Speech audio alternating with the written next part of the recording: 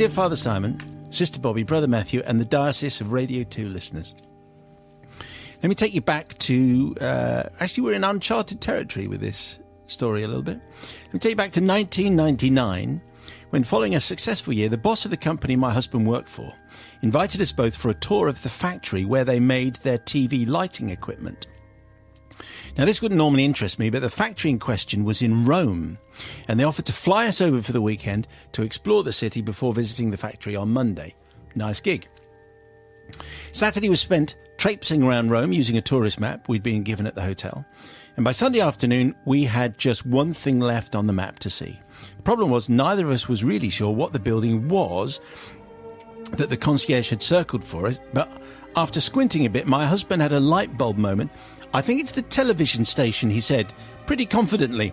And given the company that had paid for our trip made TV lighting equipment, we of course felt obliged to strike this last place off our map. We followed the directions, and on turning into a crowded square, we were faced with a very impressive palace-like building. Parked up alongside it were many outside TV broadcast vehicles with their satellite dishes pointing skywards. I told you, says my husband triumphantly, it's the Italian equivalent of the BBC. Are you sure? I questioned. It does look a bit posh.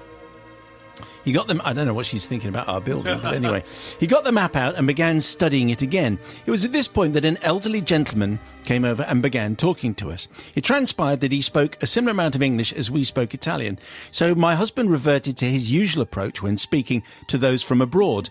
He spoke slowly and loudly with lots of hand gestures. Oh, good. Televisiony, stationy, Really? he inquired in his best Italian accent, just adding an E to every word. Yeah, because that definitely works. Televisiony, stationy, says again. Parlamento, came the reply. Ah. Oh, is there Parliament building? My husband proudly translated. I say, so why does he appear to be praying as he says it? Well, the man then began looking at his watch and span his finger around it backwards, along with various other gestures. After about 10 minutes of playing a bizarre form of charades, where neither player understood a word the other was saying, my husband concluded that this was obviously a museum of Italian parliamentary history, and obviously... Yeah, very much in demand. And gestured that we would like to see inside. See, said the gentleman, visibly relieved that he'd finally been able to communicate with us so effectively. He took us to a queue at the door and bid us arrivederci. It was as we entered and our trainers sank into the thickest red pile carpet that we'd ever stood on that we suspected something was amiss. I tugged at my husband's raincoat and whispered, I don't think we should be in here. He agreed, and we glanced back at the doors through which we'd just entered to find them shut and bolted. People were being let in groups. We were now locked in. The guards inside all had weapons, from swords to guns, and they looked like they were taking their job very seriously. The nearest soldier to us motioned with his eyes that we should proceed up the stairs, so we reluctantly turned back to face the wide staircase and climbed very slowly. As we did so, we realised all the other visitors to the museum were dressed in suits or very expensive gowns with jewellery, whereas we were dressed in matching cagoules, Clash T-shirts and jeans with rucksacks on our backs. On reaching the top of the stairs, we turned to face a corridor that seemed to go on forever. It was like a dream, this whole sequence. Halfway down, there was a TV camera pointing at us with bright lights and a very beautiful lady adorned in a black evening gown and a sparkling diamond necklace. Next to her stood an immaculately dressed gentleman in the finest suit I'd ever seen. We froze like two English tourists caught in TV camera lights, because that's exactly what we were. After what seemed like an eternity, the lady discreetly but impatiently motioned that we were to be walking towards her while she maintained a fixed smile on her face. As we inched our way along the carpet, our legs had turned to jelly and our insides were doing all kinds of strange contortions. We grasped each other's hands tightly and walked in silence, staring at the lights ahead. As we finally reached the lady and gentleman, we were beckoned into a stateroom that wouldn't have looked out of place at Buckingham Palace.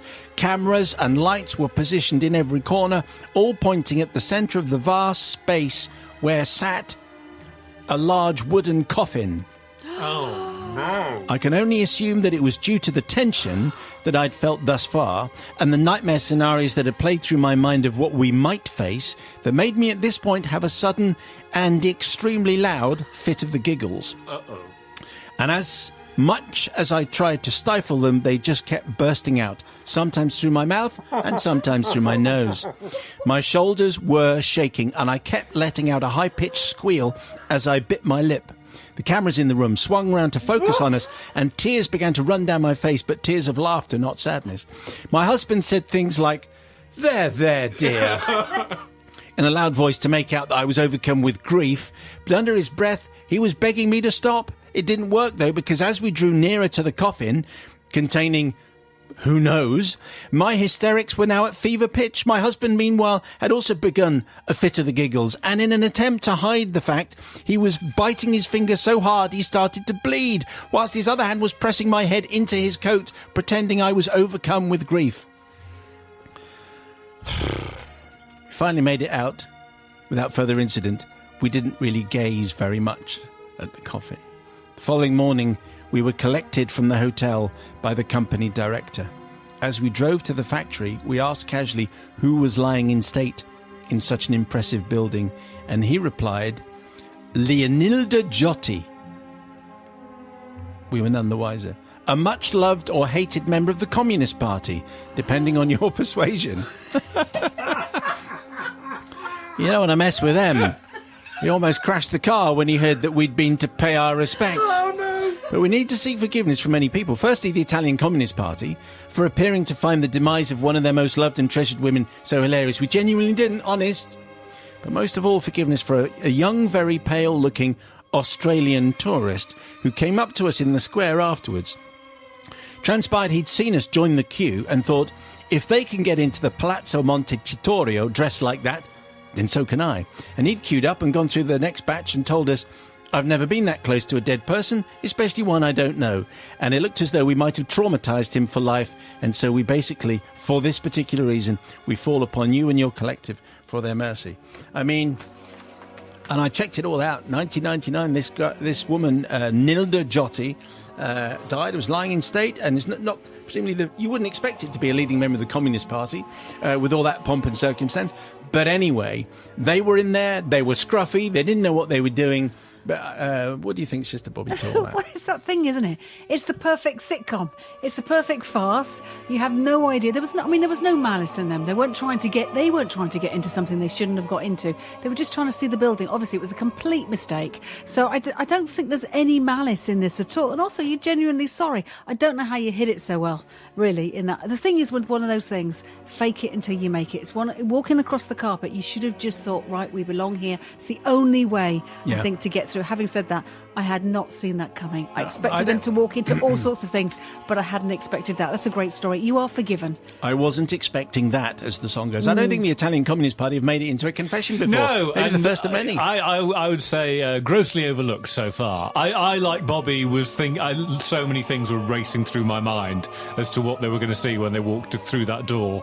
Yes, the what do you think it was going to leader be? of the Italian Communist Party lying in state was not chief among them. I was thinking it was going to be something papal, but this was superb because none of us had any clue what was going to happen next. So I loved it. But we do love a queue, don't we? Is there a queue? Yes. Right. Well, I'm getting involved in that then. And it appears anyone could get in, even people who were wearing Clash t-shirts and had a big rucksack on. So nothing to forgive.